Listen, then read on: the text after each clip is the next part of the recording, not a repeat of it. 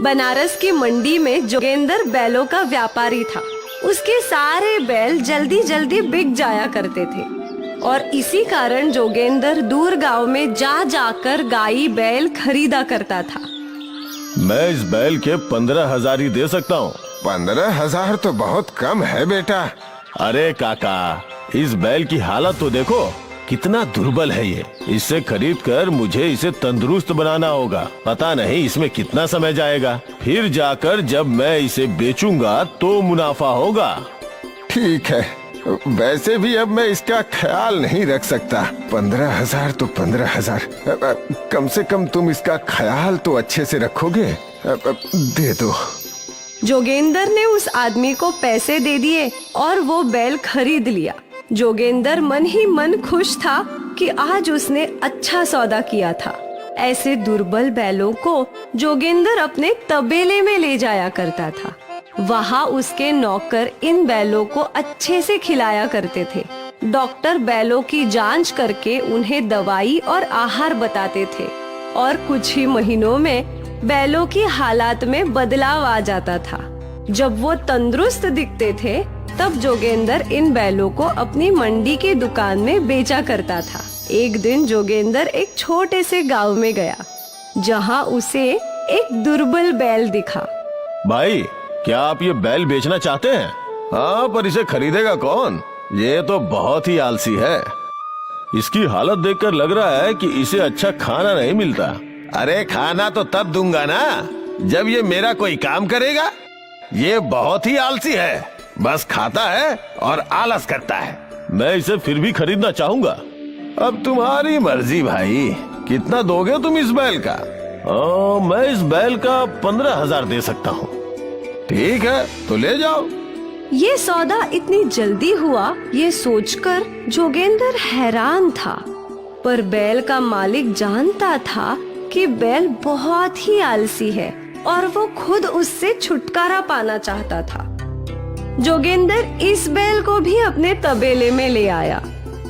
अरे शंभू, इस बैल का अच्छे से ख्याल रख। जी मालिक। शंभू ने इस बैल को भी अच्छा अच्छा खाना खिलाना शुरू कर दिया। डॉक्टर ने बैल की जांच भी की और उसे इंजेक्शन भी लगाया। कुछ ही महीनों में उस बैल की हालात सुधर गई। अब तो ये बहुत ही अच्छा और मजबूत दिख रहा है शंभू। वो तो है, पर एक समस्या है। वो क्या? इस बैल को बस आराम करना पसंद है। ये जरा भी चलता फिरता नहीं है। ये कोई समस्या थोड़ी हुई। जब कोई किसान इस बैल को खरीदेगा तो वो इसे काम करवा ही लेगा। ठीक है, कल तुम इसे मंडी भिजवा दो। जी बिल्कुल। अगले दिन ये आलसी बैल मंडी पहुंचा और रोज की तरह ग्राहक आने लगे। एक किसान को एक बैल चाहिए था। अरे भाई, कोई तगड़ा बैल दिखाओ। हाँ, देखिए भाई, सारे बैल अच्छे ही हैं। आपको कौन सा पसंद है, आप खुद देख लीजिए। वो किसान सारे बैलों को देखने लगा और उसको वही आलसी बैल पसंद आया। ये तगड़ा मोटा लग रहा है। इसका क्या दाम है? 35,000। अरे ये तो बहुत ज्यादा है, कुछ कम कर दो भाई। ठीक है, तो फिर आप 32,000 ही दे दो। देखो भाई, मैं 30,000 दे सकता हूँ। जोगेंद्र ने कुछ सोचा और फिर उसने सौदा कर लिया। उस किसान ने जोगेंद्र को 30,000 रुपए दे दिए और जोगेंद्र ने उसे वो बैल सौंप दिया। किसान अपना नया बैल अपने घर ले गया। वहाँ उसकी पूजा की और उसे अच्छा अच्छा खाना भी खिलाया। अगले दिन जब किसान बैल को खेत ले गया तो वो बैल चल ही नहीं रहा था। किसान ने बैल को धक्का दिया, मारा, सब कुछ कर लिया, पर बैल चलने को तैयार ही नहीं था। ऐसा करते करते पूरा दिन चला गया। किसान निराश हो गया। अगले दिन किसान वो बैल वापस लेकर आया। ये कैसा बैल दे दिया तुमने? ये तो चलना ही नहीं चाहता है, बहुत आलसी है। ऐसे बैल से मैं खेत कैसे जोतूंगा? पहली बार को बैल वापस आया था। जोगेंद्र को पता नहीं था कि वो क्या करे। आप कोई और बैल पसंद कर लीजिए इसके बदले। हाँ, यही सही रहेगा। उस किसान ने दूसरा बैल ले लिया। और आलसी बैल जोगेंद्र के पास ही छोड़ दिया। उस दिन जोगेंद्र अपने नौकर से बात कर रहा था। क्या कोई तरीका नहीं है इस आलसी बैल से काम करवाने का? नहीं मालिक, ये तो इस बैल की फितरत है। ये तो नुकसान हो गया मेरा। मैंने इसके 15,000 रुपए नगद दिए हैं। अब क्या कर सकते हैं? उस दिन से वो बैल जोगेंद्र की मंडी वाली दुकान में ही था। जब कोई उस बैल को पसंद करता तो जोगेंद्र उन्हें सच सच बता देता कि वो बैल बहुत आलसी है। ऐसा करते करते 2 महीनों तक वो बैल दुकान में था। आखिर एक दिन एक गरीब किसान जोगेंद्र की दुकान में आया। अरे भाई, मुझे कोई सस्ता बैल दिखाओ। कुछ ही दिनों में बरसात आने वाली है। मुझे मेरे खेत जोतने हैं, पर मेरे पास ज्यादा पैसे नहीं हैं। कितने पैसे हैं आपके पास? यही कुछ 15,000। इतने में तो बस ये आलसी बैल ही आएगा। लेकिन ये तो बहुत तंदुरुस्त लगता है। अब क्या बताऊं, मैंने इसे खिला पिला कर तंदुरुस्त तो कर दिया, पर ये बहुत आलसी है। खेत में एक कदम भी नहीं चलता। सच बोलूं तो ये अब तक का मेरा सबसे बुरा बैल है। मुझे चलेगा, मैं इस आलसी से भी काम करवा ही लूंगा। कई लोगों ने कोशिश की है, अब तक किसी से भी संभव नहीं हुआ। तुम कोशिश करना चाहते हो तो कर लो। अब भाई, और कोई रास्ता भी तो नहीं है मेरे पास। मेरे पास बस 15,000 ही तो हैं। हाँ, वो भी है। केशव ने जोगेंद्र को 15,000 दे दिए और वो आलसी बैल खरीद लिया। केशव बैल को घर लाया।